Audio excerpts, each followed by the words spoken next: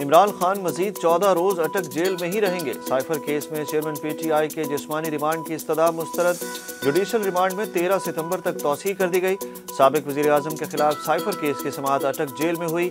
Official secret act अदालत के जज अबुल हसनात मोहम्मद जुल्करनैन ने चेयरमैन PTI के खिलाफ साइफर केस की समाअत की। वकील सलमान सफदर ने इमरान खान की दरखास्त जमानत बाद अज गिरफ्तारी दायर कर दी।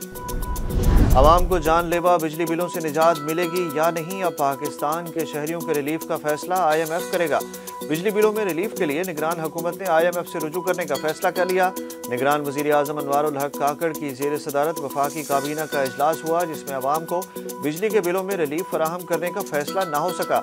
इजलास बगैर किसी नतीजे के खत्म हो गया। ज़राए के मुताबिक इजलास में कहा गया कि IMF की शराइत देखने के बाद कोई फैसला किया जाएगा। वज़ारत तवानाई की सिफारिशात पर IMF की मंजूरी के बाद आवाम को रिलीफ दिया जा सकता है।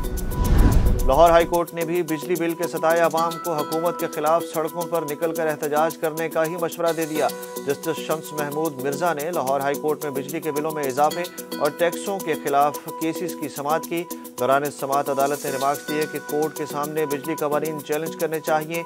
आईनी शिकों से काम नहीं चलेगा। अगर कवानीन चैलेंज नहीं करने तो एहतजाज का रास्ता इख्तियार करें। जस्टिस शम्स अहमद मिर्जा का कहना था कि एहतजाज दुनिया में हुकूमतों से बात मनवाने का महज़ब तरीका है। सड़कों पर एहतजाज करके हुकूमत को टैक्सेस वापस लेने पर मजबूर करें।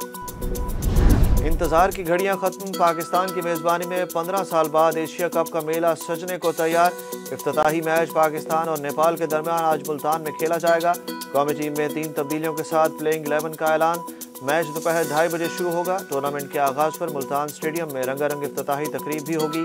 पाकिस्तानी गुलकारा आयमा बेग और नेपाली गुलकारा त्रिशाला ग्रोनक अपनी आवाज़ का जादू जगाएंगी। कौमी टीम के कप्तान बाबर आजम का कहना है कि हम जीत का मोमेंटम बरकरार रखने की कोशिश करेंगे। इमान मजारी ने वालदा की ज़बान कंट्रोल करने की यकीन दहानी कराई, फिर अपनी ज़बान कंट्रोल नहीं की। इस्लामाबाद हाई कोर्ट के केस की समाअत में रिमार्क्स। इस्लामाबाद हाई कोर्ट ने इमान मजारी के खिलाफ मुकदमात से मुतल्लिक सेक्रेटरी दाखिला को हिदायत की है कि वो तमाम सूबों से रिपोर्ट लेकर अदालत को आगाह करें, जबकि पुलिस को आइंदा समाअत तक इमान मजारी को गिरफ्तार करके इस्लामाबाद से बाहर ले जाने से रोक दिया गया। अदालत ने केस की मजीद समाअत कल तक मुलतवी कर दी।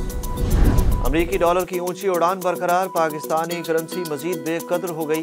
करेंसी डीलर्स के मुताबिक कारोबारी दिन के आगाज पर इंटरबैंक में डॉलर मजीद 95 पैसे महंगा होकर 304 रुपए की रिकॉर्ड सतह पर पहुंच गया, जबकि स्टॉक मार्केट में आज कारोबार का मिला जुला रुझान।